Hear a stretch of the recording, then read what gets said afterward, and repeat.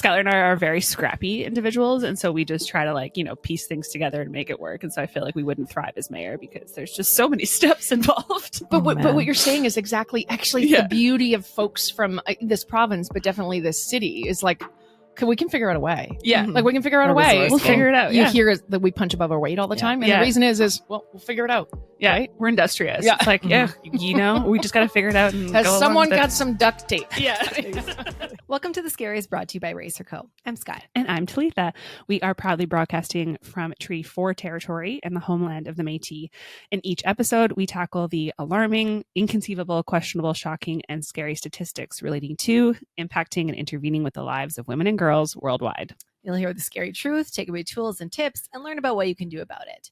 The Scaries is an opportunity to use our voices as women and supporters of women to make real change.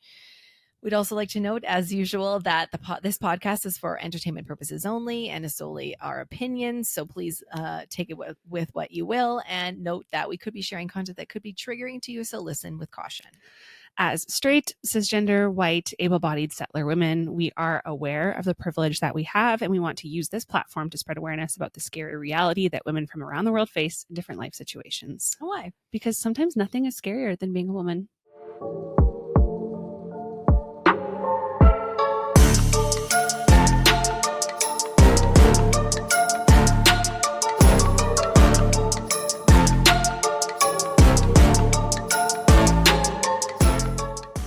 What is up, Scaries fam? Welcome to today's episode. We are very excited about today's episode because, like our neighbors to the south that everyone can't stop talking about, we're also going through a provincial, municipal, and school board elections in our province and city. I feel like we were almost very close to having a federal election as well, which would have been very overwhelming. Oh, my Lanta. Because of this is such a hot topic right now. Today we'll be shining a light on the challenges and injustices women often face in politics and hear the experiences and stories from our city's first woman mayor, our current mayor, and today's Scaries podcast guest, Mayor Sandra Masters. Yes, politics is a tough game for anyone, but for women, the challenges are unique and often unjust, and honestly often prevent women from getting into politics, which is what kind of perpetuates the underrepresentation of them. So from online harassment to, you name it, there's no denying that the political landscape is not really a fair playing field when it comes to women. But here's the thing. Women's political participation is critical for a well-functioning democracy. And the data shows it. More women in policymaking leads to better outcomes on crucial issues like education, healthcare, infrastructure, key things we need to survive. We need them to survive and live and thrive and all of those things. We've all got an exciting chance to make our voices heard and have a pivotal chance to make a significant change. Voting isn't just a responsibility, it's our power and something that many women fought for a very, very long time before us. And it helps shape decisions on things that impact us and our families. And frankly, it's a privilege, not a right. And so if you don't vote, then you don't really get a say. As women, mothers, and leaders, we know what's at stake. We deserve to have our perspectives front and center in the rooms where big decisions are made. While it's not just about electing women, it's about making sure our voices are loud and clear in shaping the future so that it reflects what we and our families need to succeed. So let's dive into the life of women in politics. Let's do it. Ooh, I'm so excited for this one. It's going to be good. Good, meaning that it's going to be real scary. It's gonna be juicy, yes. But before we dive into our interview, which I'm sure you are all really excited for, because I know I am, we have to always share those scary facts. What are we dealing with today? So here's some rapid fire stats for you. Globally, women hold only 27% of seats in national parliaments and about 35.5% in local governments. Even worse, just 27 countries out of, I think, 200 are led by women. Yeah. Think about that. Only 27 have women in top leadership positions. And at this rate, it's projected that we won't reach gender parity in global politics for another 39 years. Oh. I wonder, I don't know like the exact percentage, but I feel like a lot of those women leaders are also like in Icelandic countries. 100%. We always most talk about of them are like probably 50% of the 27 are in Icelandic countries where things are just thriving. And honestly, the most significant gap is in the cabinet positions, though. So only 23% of government ministries worldwide are headed by women. In fact, 7 countries have no woman at all in their cabinets, which I believe. That's 0. In 141 countries, women hold less than a third of minister positions as well. And at the current rate, we won't reach parity at the cabinet level until 2077. So like 40, 50 years from now. That's just... will we still be alive? I hope so. I hope I'm still alive and kicking at 2077. I gotta be alive to see this because this is just not cool. I just feel like there'll be like this like wonderful case study that we can look back on and say like, what was life like before women were involved in like gender parity in governments? Anyways, we make up half the population, obviously, but we can't even make a dent when it comes to leading cities and countries we all live in. So let's zoom in on Canada and then Saskatchewan specifically, where the numbers aren't exactly thrilling either. In Canada, women make up just over 30% of the federal parliament as of 2023.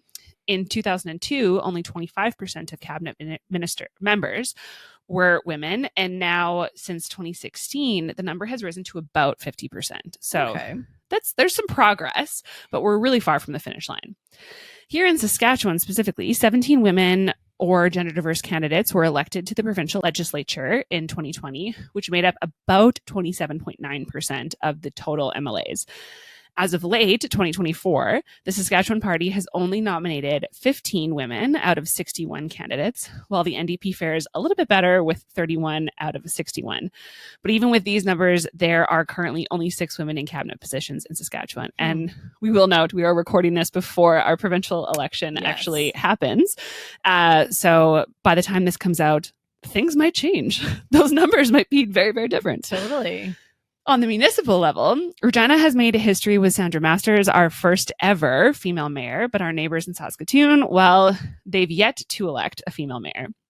And it's shocking, but accurate numbers on female mayors in smaller towns are incredibly hard to come by.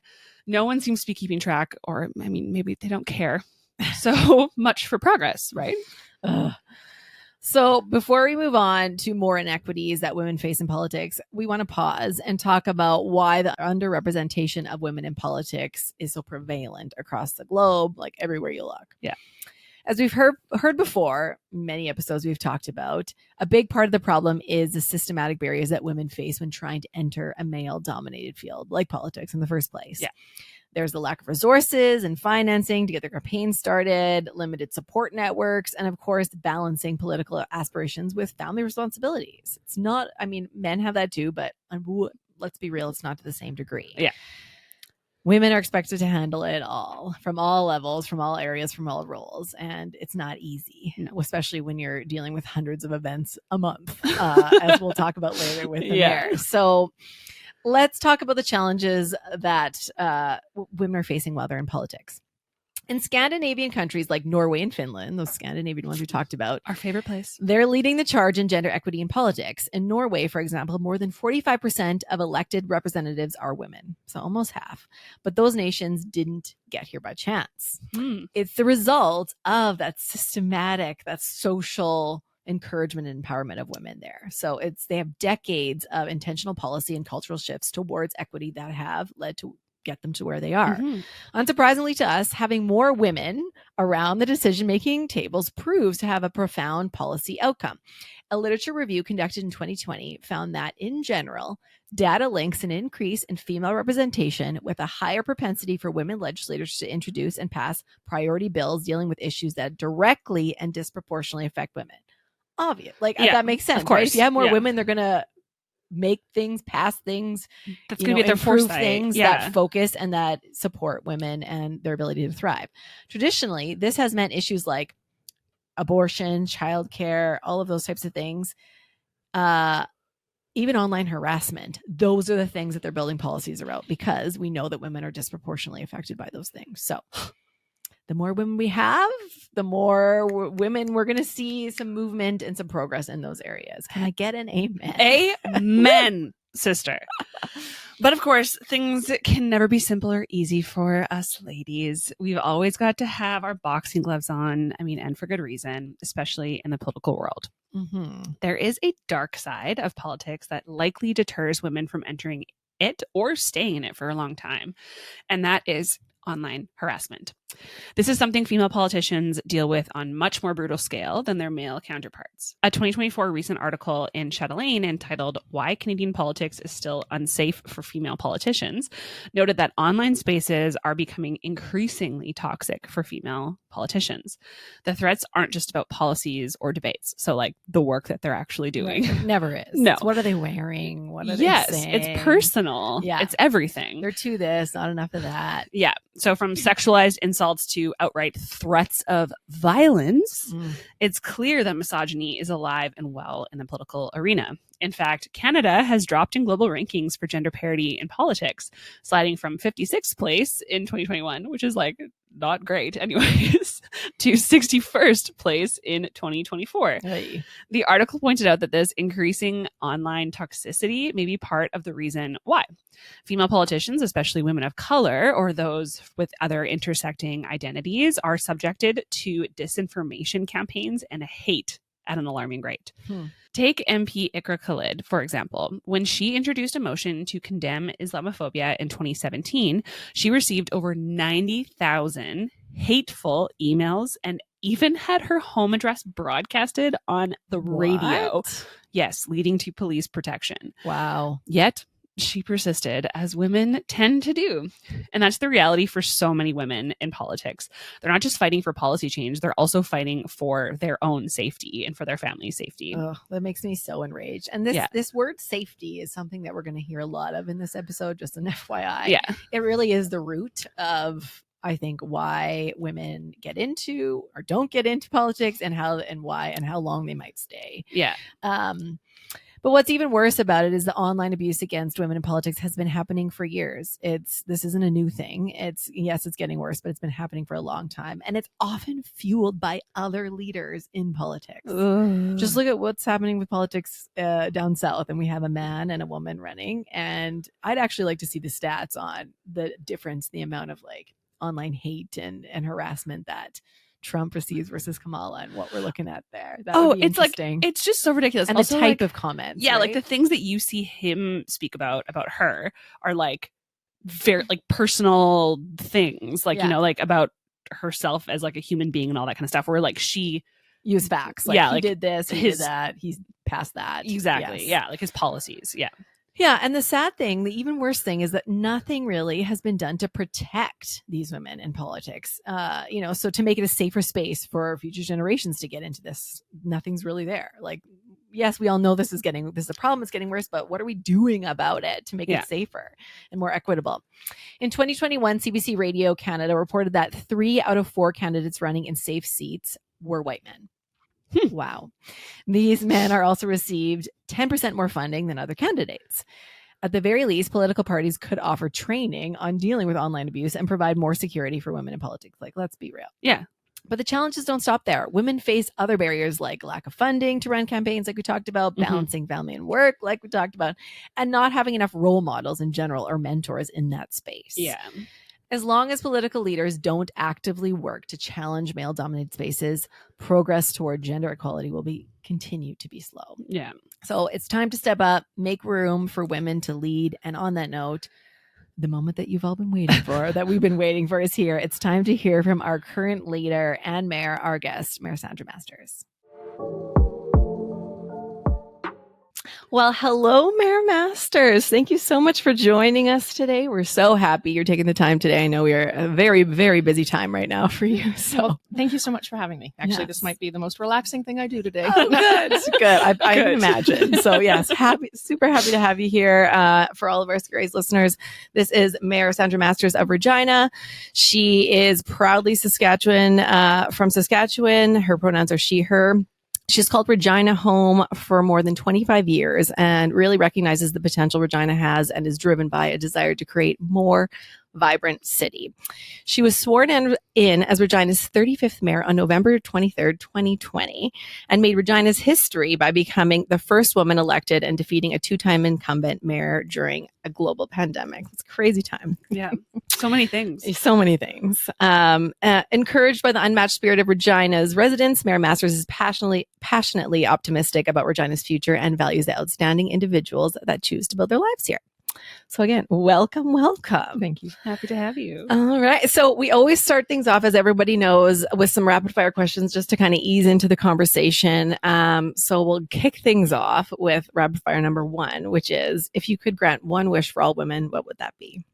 Oh my gosh. Oh, one wish for all women. What would that be? Safety first. Ooh. Yeah. I don't actually know if we've heard that one yet. No. Yeah. Because if you're safe, imagine what you could do. Then you can thrive. Yeah. I think safety first. I love that. Oh, so it's good. basic, but like in this province, so important. Especially. Yeah. Love that. Best piece of advice you've ever received? Ever. Oh my. There's so many. I actually will take it back to being a parent. I was a young parent, and I can remember when I had 4 little ones running around, graduated university in 1996. In 97, I had 4 kids. I was separated in 2000. So when I was 30, and I had an older mom, right? So I was I was quite a young mom, and I'm looking around the room sometimes going, oh my gosh. And the advice that I got was drive your kids everywhere. So always be the parent that volunteers. Oh, yeah. And like, if you think about, if you have little ones as they get older and you want to expose them to music and art and sports and recreation and friends and social activities and history, all of the things.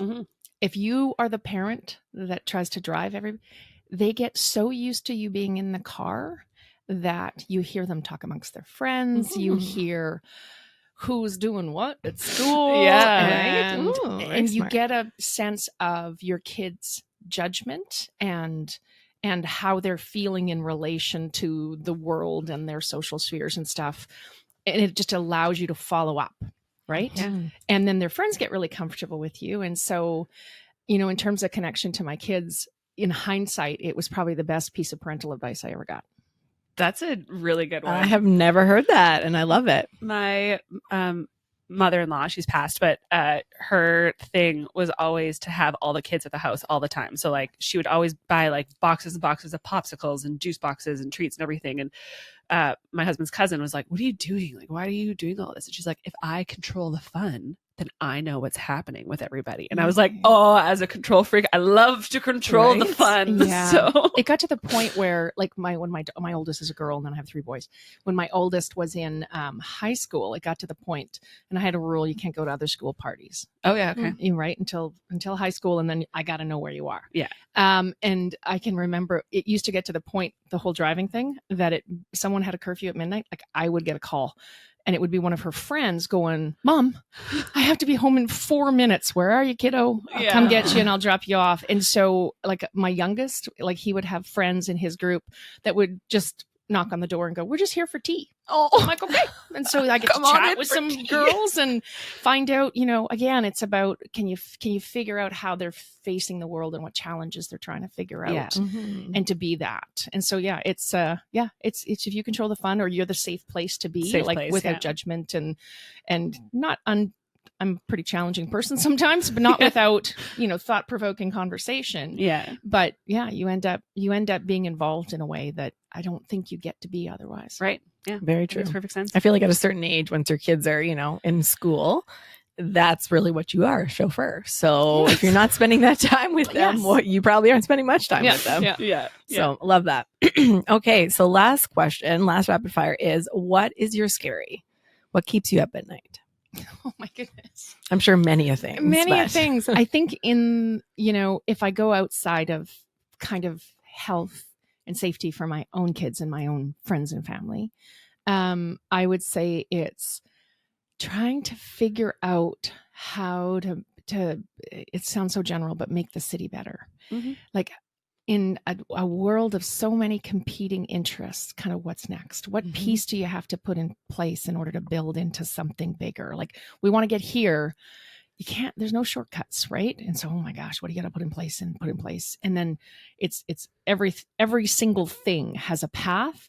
And then there's all the things, right? And so I think sometimes literally will wake me up at night because my brain percolates at night, right? Like sometimes it's like I take in all the conversations, you read research, you take in information, perspectives, and then I'll wake up and go, oh, it's this, or how do I solve this? Like I got to get through this. And sometimes it's money, sometimes it's time, sometimes it's bringing people together, or I was like, I don't feel like I got the right answer yet. So that's, in terms of keeping me up, that's what wakes me up at night. That's a big question. For like sure. the like cold sweats. Yeah. Skylar and I are very scrappy individuals, and so we just try to like piece things together and make it work. And so I feel like we wouldn't thrive as mayor because there's just so many steps involved. But what you're saying is exactly actually the beauty of folks from this province, but definitely this city is like, we can figure out a way. Yeah. Like we can figure out a way. We'll figure it out. You hear that we punch above our weight all the time. And the reason is, well, we'll figure it out. Yeah. Right? We're industrious. Yeah. It's like, we just got to figure it out. And has someone got some duct tape? Yeah. Someone knows a guy who knows a guy who can like help fix the thing. And yeah. Amazing. Okay. Well, thank you. I mean, those are always rapid fires are never rapid, but appreciate that. Okay. So going now more into our topic of the day, and finding out kind of, first of all, why did you choose politics? And no judgment in that question, but it's a hard thing to go into. But I see the look in your eyes. Yeah. I'm like, I don't know why you did it, but can you share your journey into politics, and then even what motivated you to run for mayor in 2020 in a global pandemic, nonetheless? Yeah. Interest in politics probably goes back to high school. Okay. Maybe even before that, but high school for sure. It was just a general sense of economics and history and, social studies and kind of how things work. So I was born in the 70s, like 1970, and I was raised in the 80s. And if you ever, gone back and looked at issues, well, you would know that in 1988 was the first time that a woman could apply for a loan without the co-signature of a man. Yes. Right? And so I grew up in the 70s and the 80s. I had 3 older brothers, very much blue collar, lower middle class parents. And, for whatever reason, I was, from about the age of 12, 13 on, it was nothing for me to sit in a room with the adults and you would hear the conversations, like, because you're the 4th child, your parents are tired, right? And so it's not, you shouldn't be involved in this conversation. You should be whatever. And so there was a piqued interest. And then in high school, really, between my economics teachers, my history teacher, who was a professor, ended up as a professor at the University of Regina, just talking about how the world is in the state it's in, whatever point in time, right? And so I think I was the vice president of the student council in high school, and that was, how do we make it more fun and get community, how to get school spirit, that type of thing, which isn't cool sometimes. So, that's lame. Anyways, Skylar and I were both on the student council, so like you are speaking to your crowd right now. So how do you get people motivated to, it's really important that we go cheer on our teams or whatever. Yeah. And so then, I got pregnant when I was 19, and I was a single mom at 20. And then I went to university at 21. And even then it was just always part of the conversations I was in. And then with kids, and I had 4 by 27, that you end up volunteering with everything, right? Like it's not just the drive your kids everywhere. It's how the world goes around. Like they need someone there for the school lunches. Like, they need folks on field trips. They need, hey, we need someone to serve on the PTA. We need, and you're like, it was a way for me to stay involved in my kids' life and see the environment they're in, but also just understanding that there's not a lot that goes on without volunteer hours being put into it. And so if you want your kids to have a good experience, you got to put in a bit of time, whatever that is. Hey, I've only got 3 hours this month, but what do you need me to do, kind of thing. And so you started to get involved, and then you start to understand the challenges and the opportunities of kind of all of those things that make life worth living and make your, add so much to your kid's life and to the community and all those things. So, and then from that, what happens is when people know you volunteer, they go, hey, are you busy? Yeah. And so as my kids grew up and got older, and I ended up, I remember with one only at home left, and it was, hey, are you busy? I know you're not, because your kids, 3 of them are gone to university. And I'm like, and so getting involved in boards of directors and other committees, you just start to kind of see the lay of the land. And then back in probably 2019, just a bit of frustration. And I think lots of folks will tell you they're either just driven to participate. And it's like, if you want to make it better, you got to put your name forward. You got to vote. You got to do those things. Yeah. Kind of raged that way. And so in 2019, we were going like, we're kind of stuck. It felt like we were stuck. Right. And because making decisions is hard. And so in an effort to go looking at city council, was just saying like, okay, well, who do we get to run? And then someone turned around and goes, well, why don't you do it? And I'm like, oh, just close your mouth right now. You shut your mouth while you're talking to me. So, remind me about that one. Yeah. And I don't like, you're going to get me in trouble. Like, don't say anything. Meanwhile, I was joking around. I was spreading rumors about so-and-so's going to run. He goes, would you stop saying that? I go, well, it's better you than me. Yeah. And I ended up having a conversation where you can't get it out of your head. So as months went by and I kind of went like, is this a crazy idea? And it's like, no, you'd be really good at it. And I'm like, I say to a friend and I'm like, no, but I'd be a total long shot because I haven't been on council. I've been in the community, but I haven't been on council. Name recognition is important, like how you win in an election. And I said, other than being a bug on a stick, what's the downside to running? Like you're just intense attention. Yeah. And the answer was, well, the downside might be that you win. Oh, yeah. Then I actually have to do the job. Yeah. I'm like, okay. And it's like, but you'd be really good at it, And I'm like, so then I called a friend who was involved in politics. And I said, okay. I said, what makes a qualified candidate? And like, I got a blank stare and go, what do you mean? And I go, but what makes a qualified candidate? And the answer was funny. It was like 18 years old and you've, 6 months, you've lived in the city 6 months. I'm like, come on, man. Can you get 25 signatures? Can you get 25 signatures and do you have $100? Yeah. I'm like, come on. Like, it's got to be more than that. And it wasn't. And I'm like, whew. And I'm like, and then they said, it was the person that originally said, why don't you do it? This is now 6 months later. And I went, but what's qualified? What a female question.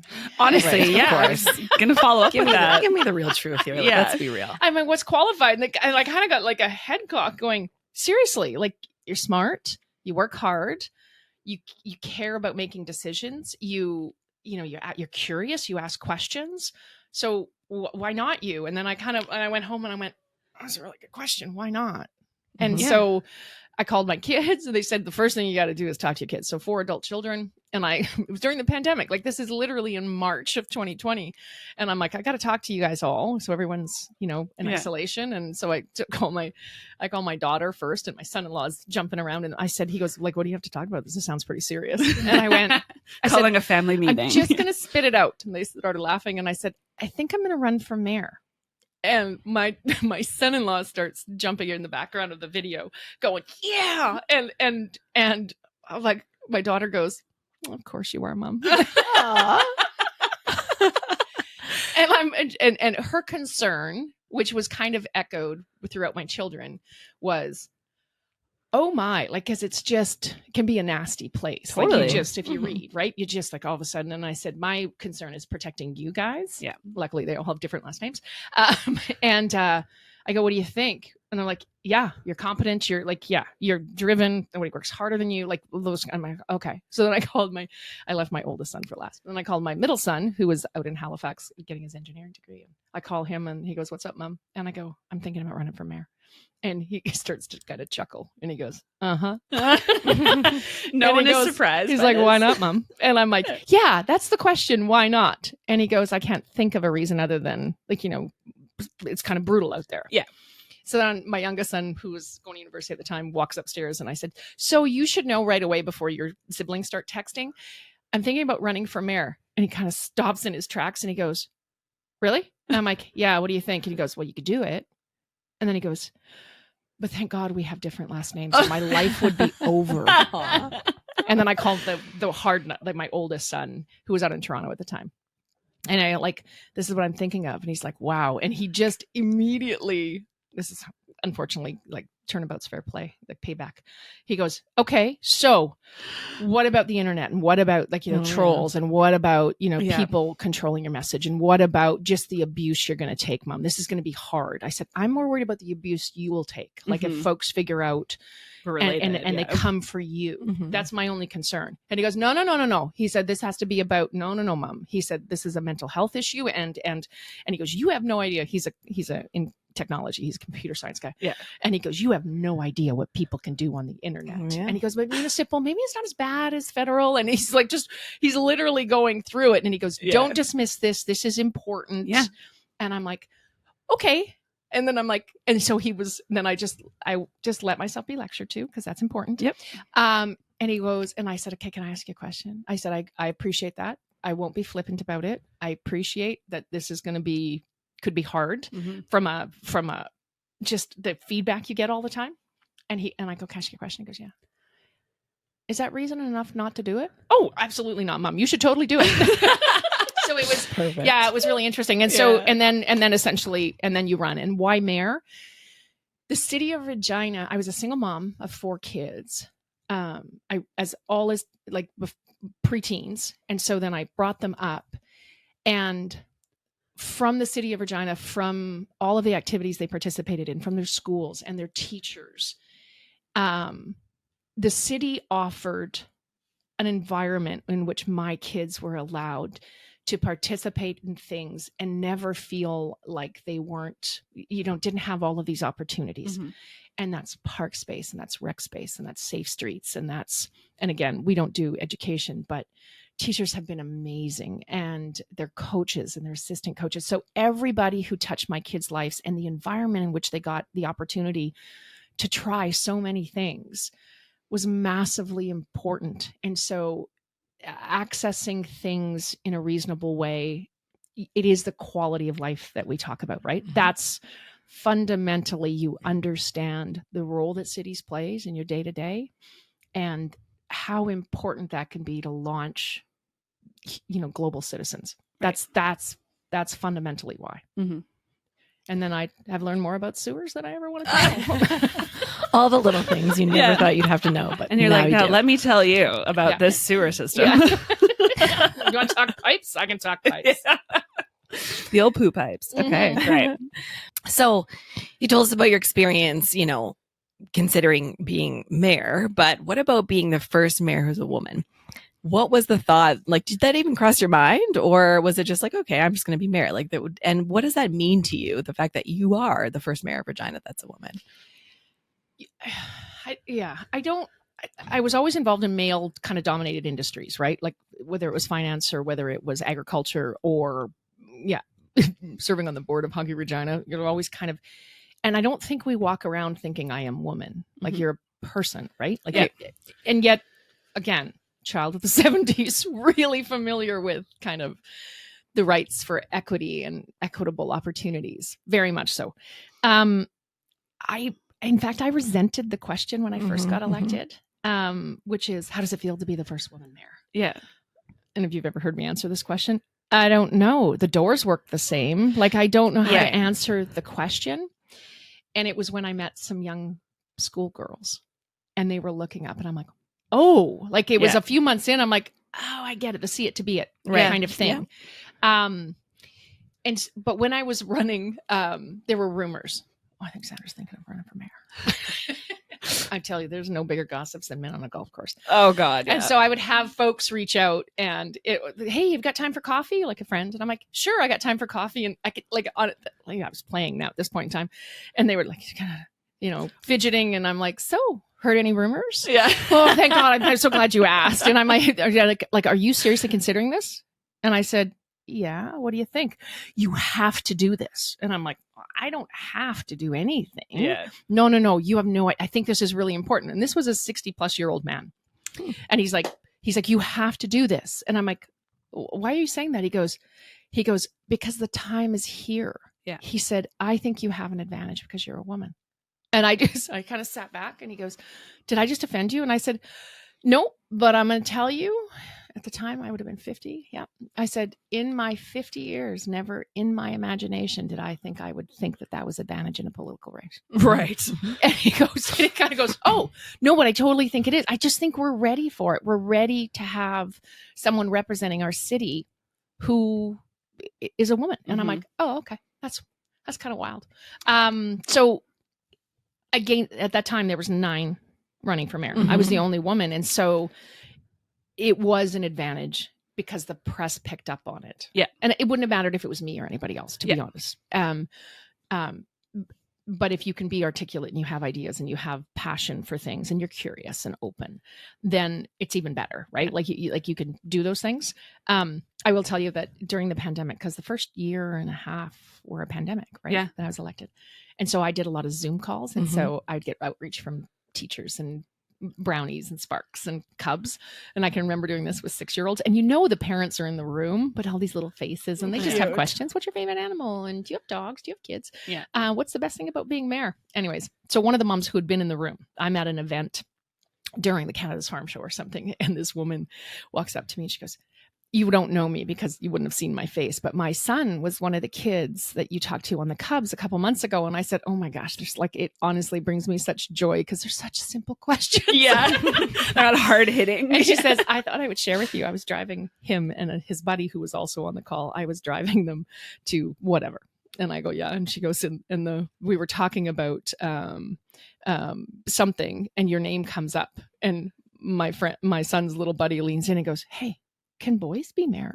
Oh my God. I love that. And I'm like, oh my gosh. And so he doesn't know. He doesn't know. And so you think and reflect upon someone who's 6, who's now 10 years old, or 10, who's now 14. That see it to be it. I think especially it just is all of a sudden, well, of course this is a possibility. Of course this it's the same. Yeah. In a way. I love that. I have to share a story on the way here, and it aligns with this. Dropping off my 4-year-old at my mom's, who lives across the street here, and I was like, I'm rushing. I'm like, hey, we've got to get dropped off. I was like, I'm going to go interview the mayor, and she's like, oh, the mayor, what do they look like? Or no, she said, what does she look like? And I was like, oh, because she's only she's 4. She's only known you as the mayor. Yeah. But she's like, I saw pulled up your Instagram. Like, this is what she looks like. And she's like, oh, awesome. So excited. Let me know how it goes.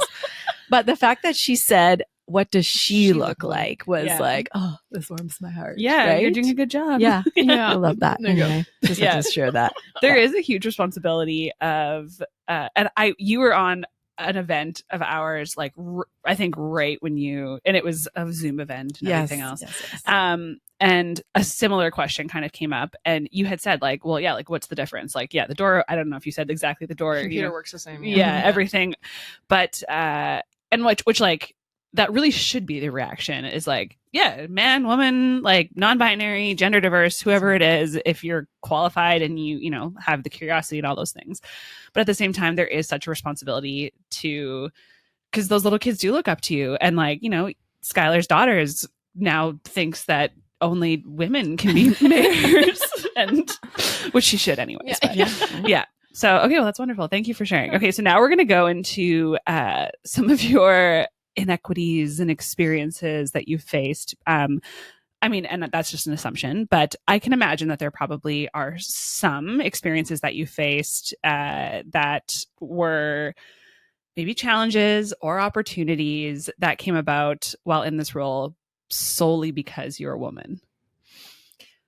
Yeah. So I think there's a piece of this which is different for me, I think, than someone like your age. Sure. Yeah. Right. I think you're the age of my daughter. Yeah. And so because you're through the 70s and the 80s and the equality and all of the different things that we've made advancements on, and we have compared to where we were, harsher sentences for sexual assault, I just think should be a natural. So I think about it in the context of where we've come from where I started. Yeah. And so I miss some of it. I miss some of it because it is a little bit of how you're raised and your experiences that you're conditioned. You're conditioned to it. One of the challenges, I think, I will say one of the challenges is just a deeply ingrained sense that women can't lead. or that we're homogenous. Right. And so I kind of chuckle sometimes and, do this a lot, which is I will get from one place, well, one can't lead. You can't be firm enough. You can't make decisions. You're too soft. You're not enough. Right. And then on the other side, I will hold where you're too authoritative and you're too businesslike and you're not enough compassion and empathy. And I'm like, what? Cute story. I have a friend who plays on a senior men's hockey team, and one of his teammates' dads is like a 93-year-old, and he's going through dementia. But his dad has always been deeply involved in politics, and so he's hanging out, and he tells the story in the dressing room. He goes, "Yeah, I went to see my dad yesterday," and he was like, "I don't know what's going on federally and provincially," and he goes, "And with the city," he said, "Where the hell is the mayor?" But that mayor's wife sure is busy. Oh. And so you have an age differential always. And so it's like you deal with a deeply ingrained sense of that in certain generations. And then you have a something else, which I don't think is gender specific. It's just, we want someone to be this and you're not that. And no one person can be everything. There's that. On the opportunity side, I had a moment. So early on, I had some outreach from someone who was leading a charge on an MMIWG, murder missing Indigenous women and girls, and two-spirited now. Like we're kind of, and we need to do something as a city as it relates to this. Like we know there's different things happening. Okay, and so she reached out, and it was very much you need to do this, and we need to do this, and we need to do this, and I'm like, okay. All right. I said, and I went to then Tribal Chief Edmund Bellegarde of File Hills Cabell Tribal Council, who's a friend and who we just committed to meeting monthly at the time. We're just going to meet monthly. We're going to talk about things in a safe space. And the opportunity was, like I said, I want to know if you're okay with my sitting with, at this particular time, this person was employed through one of the FHQ companies. If you're okay with the mayor sitting with, one of your executive directors, because I need to understand. Like I can't say I know everything because it hasn't been my experience. And he's like, yeah, absolutely. But you should also ask so-and-so because there's a balance. This is all passion and fire. And this is just methodical logic and whatever. I was like, oh, that'd be awesome. So made that phone call and we met with the police chief, then Evan Bray, and said, hey, we're looking at doing this. And, you know who you should invite. And so we invited another Indigenous woman to be around the table. And so I started in year one where I would hold we try every month. And so that means about 6 times a year we get together. Yeah. But I would have these 3 Indigenous women, all leaders in their own right and kind of breaking barriers in their own right. But I needed a safe space to go, like, I don't necessarily understand. I haven't walked that walk. I don't know. Yeah. I don't know that experience. But I had a moment probably in the 3rd time we did it. And there was a lot of laughter, like laughing and also crying because they're sharing stories about murdered and missing Indigenous women and girls, like from Regina. I'm just like, and you hear the just raw pain in their voice about the way women were judged whenever these losses occurred. Yeah. And I'm like, oh my Lord. And then just ridiculous laughter, like about inappropriate jokes, like really inappropriate jokes and a lot of swearing. And but I had this, I stepped back and one of them said, never in my life did I think I would be sitting around eating pizza and having pop and I used to think, 2 hours and it would be 4 hours. Yeah. But I got to ask all the questions I wanted to ask. They got to ask the questions and it was about access. All of a sudden they just kind of had this moment where, and they said it, not me. And I was like, and it was a comparison to all the men mayors before, like this just wouldn't happen. And what couldn't happen. Yeah. Right. And so there's a piece of it, which is when I look around, and again, I don't look at it differently, like whoever it is presenting themselves with ideas or challenges or opportunities, and can the city get involved or can you use your influence to advocate, to celebrate, whatever. Yeah. But this was a moment where I'm like, I was gaining invaluable access to information and insight and safe space to ask really, okay, I heard this. What does this mean? And why do people say this? And I would get their context of it or their view of it because these women were all like my age, right? And had seen some nonsense in their lives, right? And so, but it was this moment of, I don't even think about it. Right. to the point where people go, hey, you want a meeting? Yeah. Do you want to meet for coffee, or you want to come up to the office? And they go, oh, I'll come up to the office. I don't think about them. Like, you don't think about the mayor's office but all of a sudden, okay. So that's a big deal. Yeah. That's, to some people, that's a big deal. That access and that ability to just contact somebody who knows somebody Yeah. and says, hey, I have a friend who you should hear from about some issues or some opportunities. And it's like, yeah, absolutely. And so if you keep doing that, yeah, it was that access to the table and to building real relationships, which I'm like, because these women in their lifetime, it never would have happened. Right. Wow. Yeah. So that's the piece of the opportunity. I think there are always challenges. There are always going to be challenges, but it's about, where do you create opportunity and access? Mm-hmm. Yeah. Okay. So this is a very like generalized, sweeping statement, but I think that women also generally take the time to get to know people and to learn stories and to find out, passions and whys and everything behind, and motivations behind why they care about certain things. Whereas, and again, generalized, sweeping statement, don't come for me, but men often are like, okay, what's point 1, point 2, point 3, let's do it, let's get it done. And and they kind of move on. Yeah. Yes. And in a weird way, I am both. Yeah. Right. Because sometimes you're the too much and not enough. Yeah, I'm too much and I'm not enough. Yeah. But sometimes you just, and I've had to learn this lesson by mistakes. And so without paralyzing you to advancing action, there is sometimes where the process is almost more important than the thing. Yeah. And sometimes it's like, just get something done. Yeah. And so there is probably, and I didn't do it well in the first year. I can admit to that fully. Probably the last year I started to actually, like, that awareness piece where it's like, you should just stop and step back. Yeah. And figure out which path you need to take on this. Mm-hmm. You need to not react emotionally to this. And I say emotionally, but mostly irritation and anger, mostly. Because there's never enough time. There's never enough money. And it is a constant ask. Yeah. And so you have to, I've been telling people lately that, because I said, like, I'm only running one more term. Like, you should only, because it's about ideas. It's about energy. It's about fulfill kind of some of what you meant to do, make it better so that the next council and mayor can actually have a platform to leap off of. Right. Right. And so, and they said, really? Like, how long things take to get done? Like, wouldn't you? And I went, nope. Like, if I can't get it done or to the place where, like, we're 25% away and this is a done deal. Like it's in construction or the policy is in place and it can be grown upon. I said, no, because you can be, you should have to death. You know what you should do? Yeah. You know what you should do? And it takes a lot when you have a lot going on across, like, you think 60 lines of businesses, plus all the social aspect, plus the advocacy, plus the celebration, that, like, it's an instant irritation. Gee, I never thought of that. Yeah.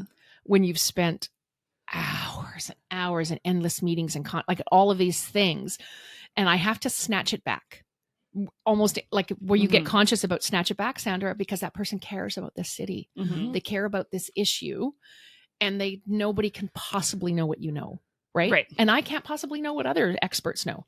And so you got to snatch it back because you're trying to go full throttle all the time. And so it's really difficult sometimes. And that self-reflection piece. And I just don't know that anybody gets it 100% right all the time, but I find that people find you approachable, accessible, and if I get it, and if you built relationships or understand people's intentions, this person has great intentions. And so if they ever reach out in the future, you get a text or you get a message it's like all the staff in the mayor's office also know, Sandra's going to say yes to this. Yeah. She's going to say yes to this because it's coming from this place. And sometimes there's something here. Yeah. It's unformulated. It's unworked out. But my EA will know, she's going to want to do, because someone has maybe received encouragement or said, you're onto something. Think about this, this, and this. Yeah. Let me know as you've worked through it, because I can't take things on, right? Sometimes people come to you and they're like, I have this problem. And I'm like, super. Like, and some are 100% ours. Like, we'll figure that inside the city, but we have this opportunity and whatever. I said, okay, so what are we going to do about it? Because here's my role. Yeah. In this, what do you need me to do? Like, do you need introductions? Do you need access? Like, what do you need? And sometimes people go, whatever. Like, what no. My job is not to be your mother and take care of this for you. Yeah. Your job is to, I got a role to play, but we all have a role to play. And that's, I've said recently to people that it feels like finally in the last 9 months, like when I follow up with different, especially organizations and associations, I was like, you're doing what? Oh my gosh, that's like what was an idea 2 years ago. Like, just go, just keep going. You keep going.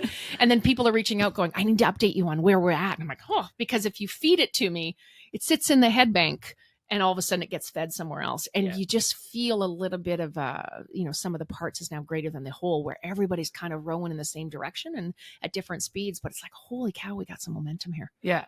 On cool issues. Yeah. And things are actually happening. It's great. Yeah. Delicate balance between listening and doing. I can imagine I heard on the radio, I think you were doing an interview with Auntie Jamie, and it was like you go to like something like 150 or something events a year. Like I can only imagine a month. Like what? Sorry, what? Yeah. Is it a month? It's a month. Oh my gosh. No, and I think so 80 would be a quiet month. That would be January, right? Because folks are gone and whatever. We felt like August, we knocked it. Like, we're like, I did how many? But so that's apart from, I sit on the library board. I sit on the city center core committee. I sit on audit and finance. I'm by legislation on the police commission. I'm a member of executive committee. I am the chair of the school board council liaison committee, and I chair council. I think that's what I'm on, right? And so, I think that's what I'm on. And so that's aside from those legislated and committee things, which has prep work. And as you know, 800-page, agendas and reports and conversations you have to have. And so aside from that, we managed to go to 154 in August, but 80 would be a slow month. And so that's other meetings. That's, folks reach out and go, hey, blah, blah, blah, blah, blah. Here's what we're doing. That's ambassador visits, that's ribbon cutting, that's evening events, that's cultural events, that's art events, that's that's why I say, like, you end up, if you're willing to put in that kind of work, you can't not know what's going on. And so anytime something comes up, it's like, I have never heard of this. How is it possible? Like there's pieces of it which, this is really exciting that you're doing this. And I think that openness kind of builds on openness. Yeah. Right. Mm-hmm. And it's like how important it is that you show up for the folks who are there. Like, it's the fact that, the mayor's coming and that she'll say a few words and whatever else. Like, someone said to me recently, God, you and Skylar are at literally everything. And I was like, yeah, I know. But we just sit. Like, we don't even do anything. And you're also at all those events and you're speaking or you're giving greetings or you're doing something. And I have moments of identity issues where I was like, look, it's just Sandra. Like, Sandra's showing up. Yeah. And you always, and it's actually a really important moment I had early on, which is, why do so many people want to talk to me? Like 3 months in going, like, what's the most, like, everyone wants to talk to me. Yeah. Which anyways. And it's like, it's the office of the mayor. And so my reflection after budget last year and going into January, you know what? You serve the office. This isn't about Sandra. Yeah. It's about you serve the office of the mayor. And if it's important to this Sri Lankan cultural festival that I attend, then I attend. Mm-hmm. And sometimes you can only spend an hour. Sometimes, and I don't like to do flybys very much. And sometimes people come back, no, even if you're there for 15 minutes. And I'm like, I know, but it doesn't feel respectful to me. Yeah. And so I'm sure you have to leave. I go, no, I got another half an hour. I can say. And so I don't like to do flybys.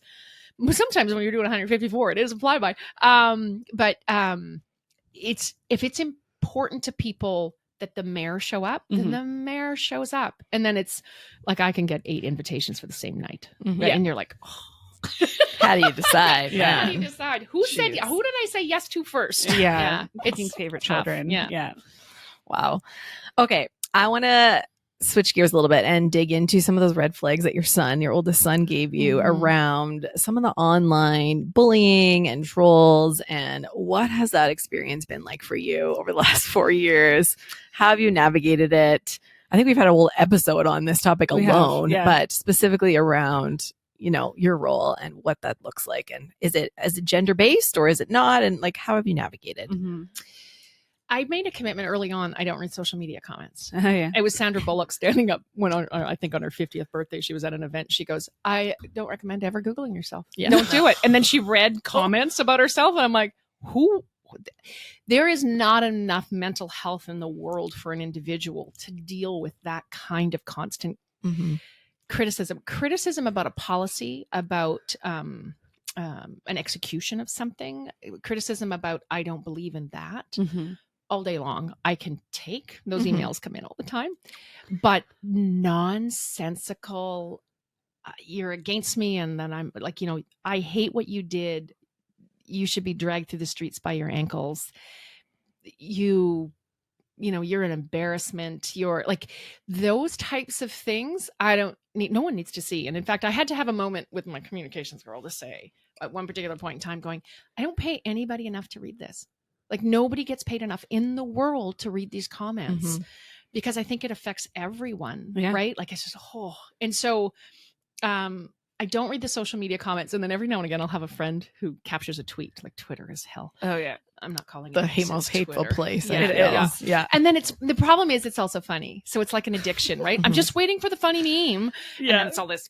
Anyways. And so it's like, you got to take a break. Like just even 12 hours, 3 days, just step away from it and allow it to happen.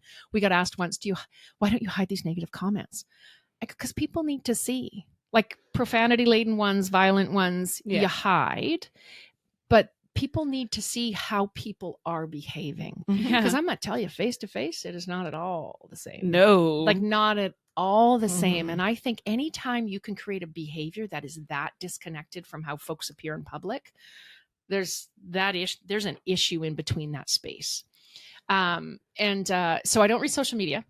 And then people will send me every now and again, they'll clip something from Twitter and send it to me. I go, so you missed the part about where I don't read this? Yeah.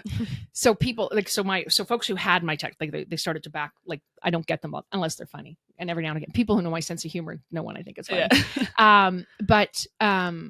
It's I will get virtual hugs just randomly sent to me. Oh. And so my joke is all of a sudden I say, hey, just checking in on you. Just wanted to send you a virtual hug. You're doing great. Keep going. Keep toughing it out. And the joke in the office is, oh, it's pretty bad out there right now. It's pretty bad out there. My job is to be likable and open and curious and researched and always trying to think of the best for the city. But I don't care if you like me because you don't know me. Yeah. My value as a person is tied to my children and my grandchildren and the friends that I have had for decades. Right. They know me. They know where I've screwed up. They know they know my faults better than anybody. And they love me because we realize that every human being is imperfect. Yeah. So if you're looking for perfect, I'm not your girl. But if you're looking for someone who will put in the work to try to do their best, I'm your girl. Yeah. It's something that Skylar and I try to live by, or at least I do for sure, is that not everyone is going to like you, but the people who love you are going to love you really, really hard. And that's really easy for us because, we stand on they shouldn't be polarizing, but they're polarizing issues. We talk about things and we advocate for things and that sort of thing, but it's also a little bit easier for us because we don't need to be favorable to everybody, and we're not seeking votes for people and that sort of thing. So there's a really interesting kind of segment where you have to live of knowing that not everyone's going to like you, but also being likable because you're leading the city where people live and they, have vested interest in various parts of it comment on that. Yeah. Because I reflect on this often, just in terms of moving public opinion, right? Because you do need public support. And so how do you know? I have a job where some of what I do just upsets a bunch of people, but it's the right decision, right? And then having to get to do the job to make the right decisions by popularity. Okay, it's a weird place to be, but that is where the balance lies. And you can move folks so far, and you got to pause and let them catch up. You got to let progress cement itself, or you'll lose it. That's actually because you can see what's right, and you go like, we need to get here. And again, I think because I'm a child of the 70s and the 80s, I know where we need to get to. What can you push and then just have it get cemented? And we're good? Okay, now we're going to go to the next step and whatever. And that progress, which feels like inches gained. It's a game of inches, Al Pacino. But it's how do you, we know we need to get there. Like that's the right thing to do, but you actually can't go there without public support. And so you push and then you wait to cement it where it's just, well, of course that's the right thing. And then you keep going and you get to let people catch up. And that's a hard thing because you got some folks who are like, you should just be there. I'm like, okay, yes, that is the pathway. And it's an impatience and it's a frustration and it's people deeply tied to some of these issues, like emotionally tied to some of these issues, and rightfully so. Right. But you're like, not everybody's with us. We need 50 plus 1% to come with us. Right. And so how do you, communication is probably one of the like when I can sit down and we just have conversations, it's a big deal. Yeah. Yeah. This exactly. Yeah. Okay, so let's talk a little bit about the last 4 years and some of the things, policies, events, initiatives that you've put in place that you're most proud of around supporting women and gender equity. Can you share and speak on that a little bit? Yeah, I think ensuring that women are at the table and have access is probably one of those things that I'm really proud of. And people say, well, it's always about qualifications. And it's like, it's always about qualifications. It's always been about qualifications, but you were ignoring qualified people before, right? You know, like you lived through that period. I think that's really important. If I was to point to specifics, I think the YWCA, in terms of advocating for that to be part of our ISIP funding and to grant funding and support for infrastructure to allow that to move forward. And to make that case to folks. Part of what the mayor does is, because you're only one vote on council, right? And so part of what the sphere of influence you have from, you know, working a lot of days and appearing a lot of places and having a lot of conversations is that you can advocate, you can amplify, and you can celebrate in a way that others can't, and can hopefully put it on people's radar. And so the YWCA is a really big one. The Two-Spirit LGBTQ plus one, the policy that we've adopted. And what you're trying to do is apply a lens to decisions that you make, right? And it's everything from onboarding staff and educating, like internally, like we've got a lot of employees, like 2,300, ensuring that the police, RPS are doing those same things, that there's just an awareness and an education piece.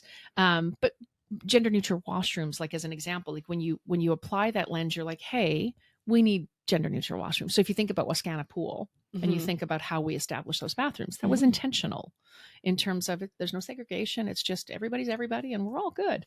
And so safe space, I think, is one of those things that you need to pay attention to. So in terms of what the city is responsible for, it is water and sewer and garbage, but it's also all those recreation and community spaces that we create and making sure those feel safe. I think it's a massively important thing.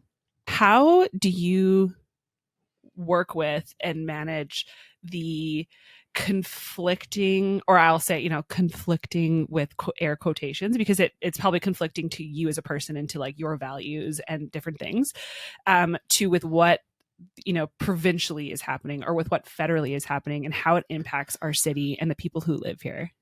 Yeah. I say my job is to be nice to everyone, like, too authoritatively sometimes, but my job is to be nice with everyone. And so in terms of the provincial government, who control health and education and a portion of the justice system and all of those, economic variables that play into this, is where does the city play and align with what they're trying to achieve? You do the same thing with the federal government, and those sometimes are at odds with each other. The reality is in every Venn diagram, there's a huge amount of crossover. And where is the federal government playing, and how are we creating programs or have initiatives we want to achieve that align with their values that we can get? Because half of it is about you trying to get money, right? You're trying to have relationships with people and you're trying to have money. And so I try to maintain that you don't kick sand in the faces of people you're trying to have a relationship with. I think that's a good premise. It doesn't always work out that way, but whatever. I think it's if you're always looking elsewhere, you're going to miss something where you're supposed to play. Right. And so our jobs are these things, and how do we apply the policies that make the city safer and more welcoming and celebrating, like celebrate, bring vibrant, I guess is the word you're trying to say, where like people feel like this is really cool. How do we do that in a way that kind of ignores in some ways what else is happening, right? Because if you're going to get into a fight all the time, you're going to waste a lot of energy, a lot of capital, and a lot of like both personal and professional, and you're not going to be able to achieve the things that all of a sudden it's like, hey, where did this come from? Well, just how we do it now. And, you know, we're working on an Indigenous framework for the city, which is we just want to make sure people are educated and that we have a lens when we're going to make decisions. And women entrepreneurs, women, you know, business owners, and we look at that when we assign committees and all these kind of things where we're looking at, you know, marginalized folks, disabled folks, that you're looking at how do you make sure they're at the table type of thing. And I just think sometimes if you go about doing the work with your values behind you, then what's happening elsewhere, like, don't let it distract you from making improvements where people live, like how they interact with their physical environment and space. We're responsible for that. Right. And so just stay focused on making what you do better, more inclusive, safer, and it'll just be more inclusive and safer. Yeah. It'll just win. Focus on what you can control, right? Yeah. So obviously we know that you're running again to be reelected for mayor. So we want to know if you can share a little bit about some of the key elements of your platform that directly support or, you know, encourage or lift up women and girls in our community. I think generally speaking, there's a piece of it which you don't want to create policies that target it. It is about having relationships with folks like the YWCA or Regina Treaty Status Indian Services, with Sophia House, that you can amplify and advocate for those. Safety is a huge deal, like in this province, like you're saying. And so through the Regina Police Service and their partnership now that's in its, what year is it in? Year 10, year 8, with the Regina Area Sexual Assault Center, and really revamping the way that they're addressing how they interview, the process they go through, the referral mechanisms and the support that they provide. And so an example is, you know, with the hiring of new police officers, ensuring that there is someone specially trained in sexual assault response on every patrol. So there's never not that type of support there. I think from a domestic violence perspective, there's on average like 22 calls a day on domestic violence in the city.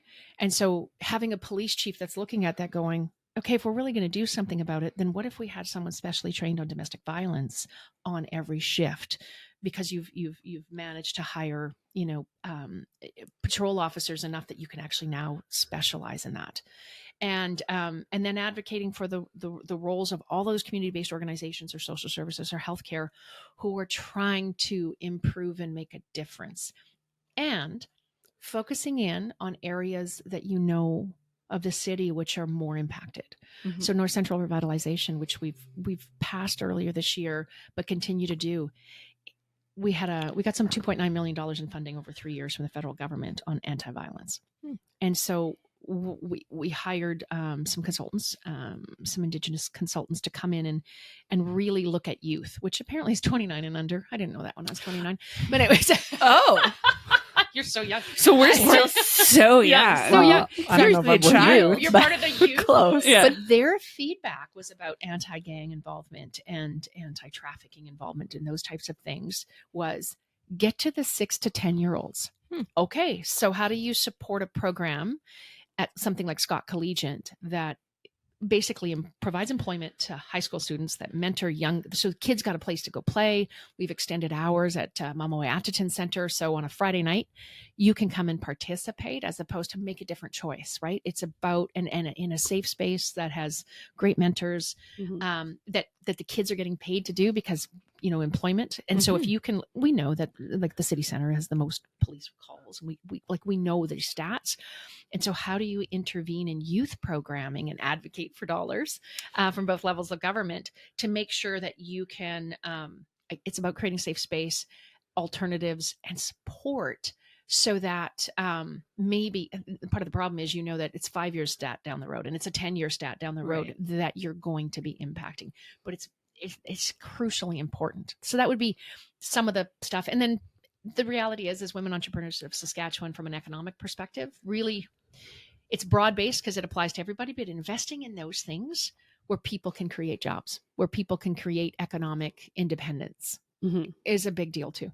And so it is wastewater. So like, I'm going back to sewers, but it is wastewater capacity so that folks can build things that are women's shelters or safe housing. From a housing security perspective, we just did a deal with Sask Housing Corp in the province and Silver Sage Housing Corporation, where we got 10 of their houses for $1. Oh, wow. And in partnership with the city and Silver Sage, doing rent to own and rent to equity. Nice. And we're talking about generations of Canadians that have never owned a home. Yeah. Wow. And then doing home ownership, financial literacy, home ownership, lessons every year, but really creating savings and housing security for women and children and seniors and mushums and cookums who are taking care of, generations. So how do you create a pathway, which we know is one of the pathways that, middle class, they build wealth through home ownership. Mm-hmm, mm-hmm. Yeah. Wow. I love that. I have a follow-up question. I know, without sharing too much on your platform and all of that, when you think about how you want our city to be represented to the public, to the citizens within it, moving forward, what is that vision for you? And I'm going to circle back and, we've had some struggles branding our city in the last couple years. Yeah. We've been vocal about our feelings on those. And, we want to make sure that as citizens, our city is an inclusive, it's representative of what we stand for, the pride that we have in it. So tell us about how you envision, what is your vision for the brand of our city and what that looks like? Yeah, I think my vision for it, actually, number one, is to stabilize it a little bit. But we are massively misunderstood everywhere that I go. Even during the last election, I had friends texting me going, I just had a buddy of mine in New York say, did Regina really just elect a woman? And you're like, yeah, you just elected a woman. So I think that there's a celebration and advocacy about the representation that women leaders do have in our city. You think SGI CEO, you think Sastel CEO, you think Regina Housing Authority, Regina Hotel Association. So we have a lot of women leaders in our city already who support one another. I think from a brand perspective is you want to be known as a city where opportunity exists for everybody, right? And so I have someone in the hotel, and part of that is have you got queer representation out there selling our city? We do. Have we got women out there? Have we got people of color who are in positions of influence? So when someone calls in, it's like, oh, this is the vice chair of the Chamber of Commerce. And it's like you're creating space everywhere. I think that's massively important. You hired a police chief who is the first Muslim police chief, I think, in Canada, a person of color. And so it's like, we didn't know this about Regina. I get this all the time. I know. We have a tendency to put our heads down and not celebrate ourselves. And then, if you trip and whatever, you're like, okay, now you got to come back from that. We are a clean city. We got to work on safety, but you want to be known as a safe city and somewhere where you can have a good quality of life and there's cool things to do. People will come for a job, but they'll stay for culture, right? Mm-hmm. And that culture piece is a big bucket. And so celebrating local artists, having Indigenous artists in residence for the first time, but also investing in public art and the Globe Theatre and all of these, City Center, Creative Center, investing in those things which elevate and promote the things you're trying to promote, right? So you have representation across the board. I think that's it. I think that you want to be a city that can do nice things, is beautiful, and is safe to raise a family in, but also to be a woman in, right? Mm-hmm. Yeah. I went to school in Toronto for a year, and when people found out that I was from Saskatchewan and then from Regina, they're like, "Do you need a passport to get there? Like how, or like to leave? Like what?" And I was like, "No." And they're like, "Do you know about like that you can like do this?" And I'm like, "We don't live in a hole. Like we are just small. But we're mighty, and there's all of these things that are really wonderful about our city." And then, I mean, now I work for a company that no one else works in Regina. Everyone else works elsewhere. And it also kind of not the same thing, but they were like, oh, wow, like, didn't even know that you guys had these sort of things happening in Regina. And I was like, again, I know that we're small and I know that we're like in the middle and sometimes we miss trends or we're a little bit late on trends, but we're still very vibrant and we have lots of things going for us. I think, but part of it is about getting people here. Yeah, totally. Like the amount of, I don't know if you Don't have need any a friends. passport. Yeah, it happens all the time where someone, I said, tell me, because I'll get challenged on this. And I said, tell me someone who's never been to Regina that comes to Regina and thinks it's not like, oh my God, it's so clean. It's beautiful. You people are so friendly. And like, I got all this help and they went, or you're so fun. And it's like, yeah, everybody who comes here says it. We hosted the FCM conference back in 2022.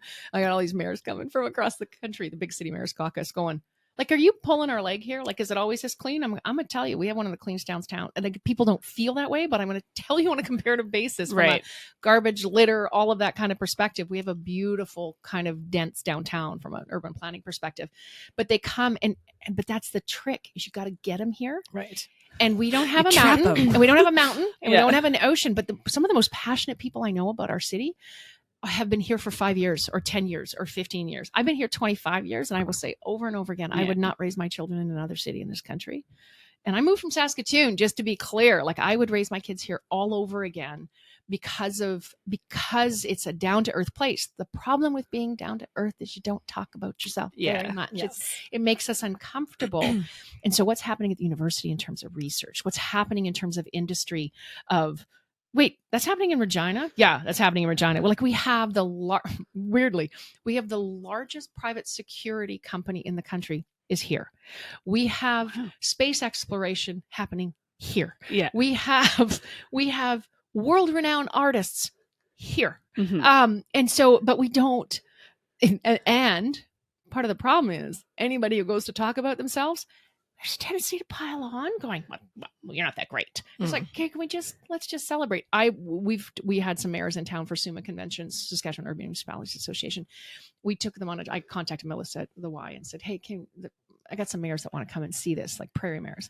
And Charlie's looking at me going, how do I get Melissa to Saskatoon? Can't have her. She loves it here. Mayor from Brandon going, like, how did this happen? And I said, sheer will, grit, relentlessness, which is really us. Like, we're just relentless. And then people want to say, well, we don't need that. Well, we don't need that. And it's like, guys, we can have nice things. Yeah. And that was a huge amount of federal investment, money coming from the province, us participating on both land and contribution through ISIP. And we can figure out a way to do good things. Yeah. Which, well, that's too bold. Don't be too bold.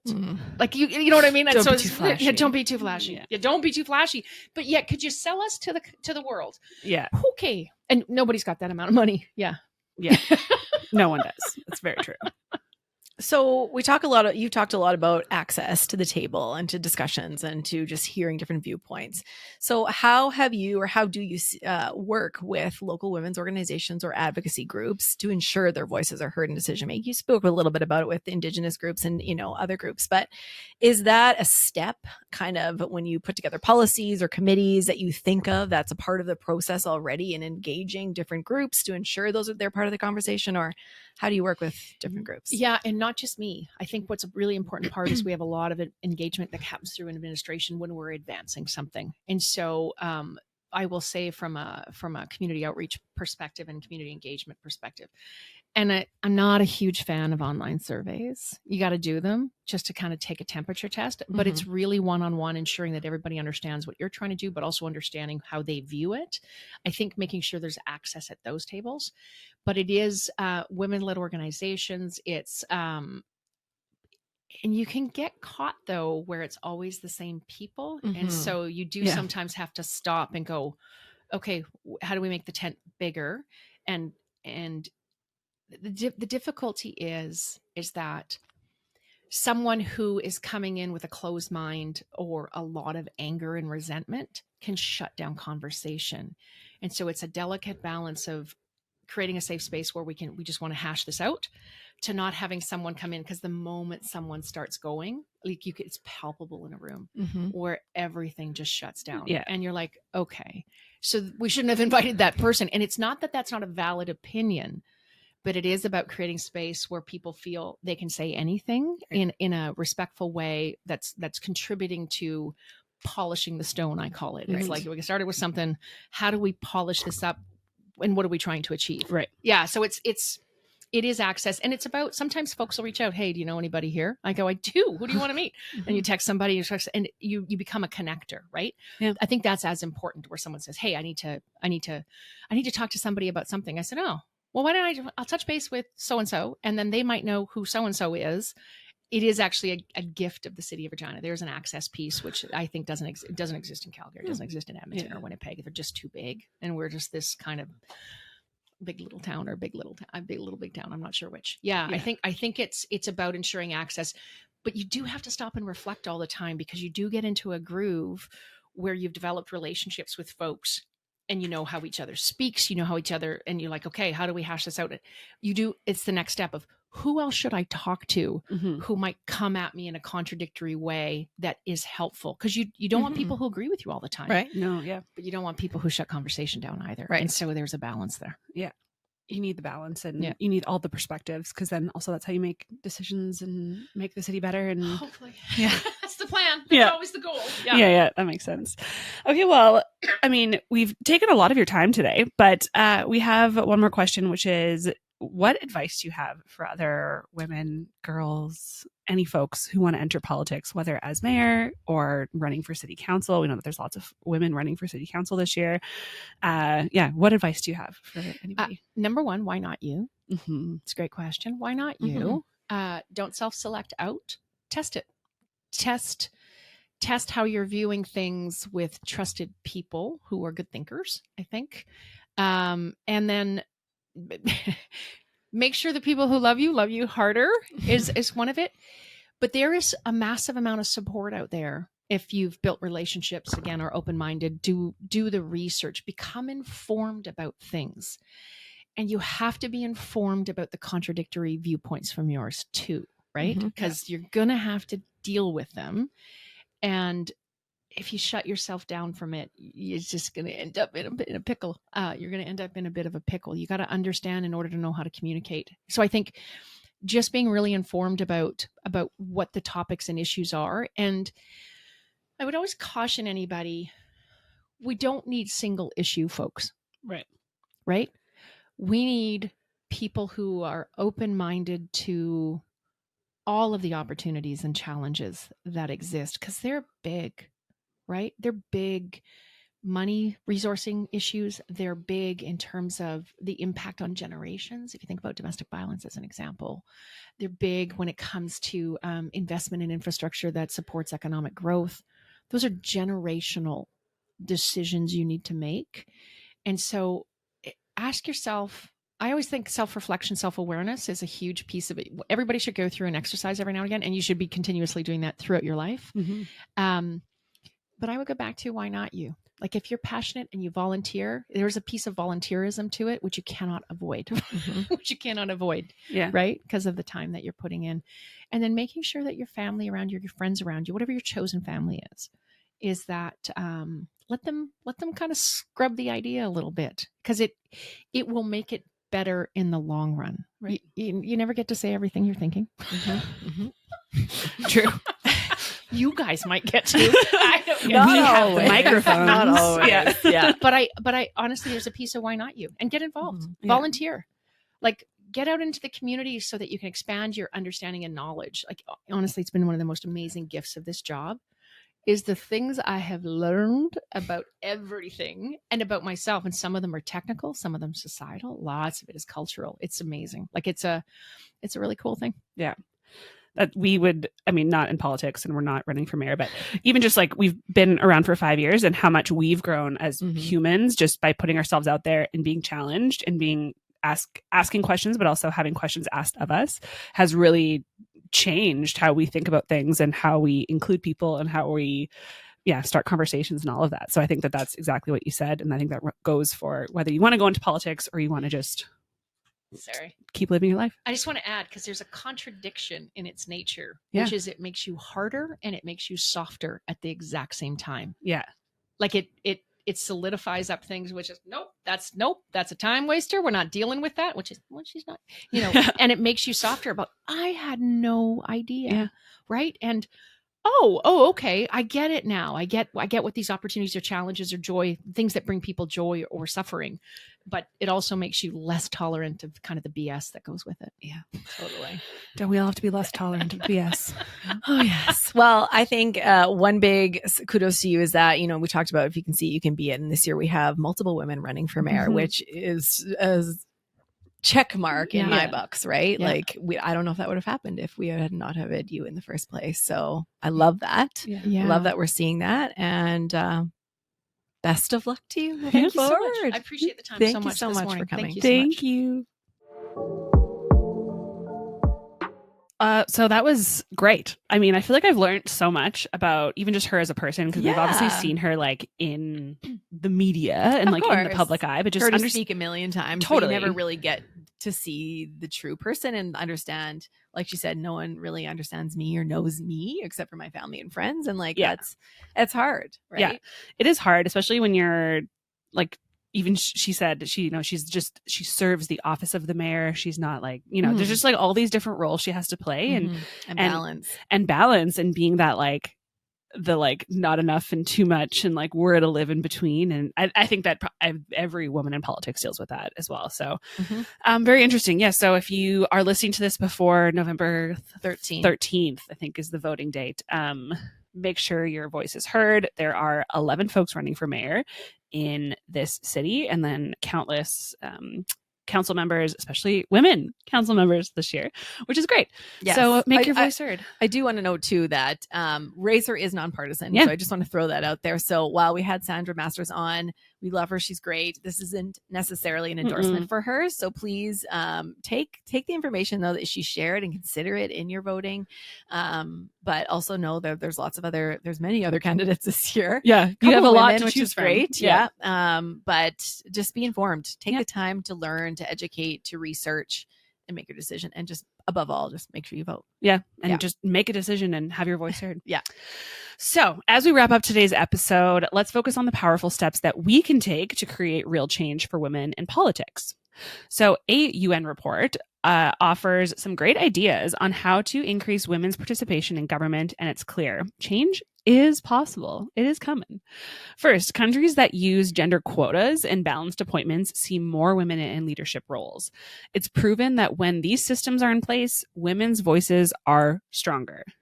Second, we need to end violence against women in politics. I mean, end violence overall, but specifically for this episode in politics.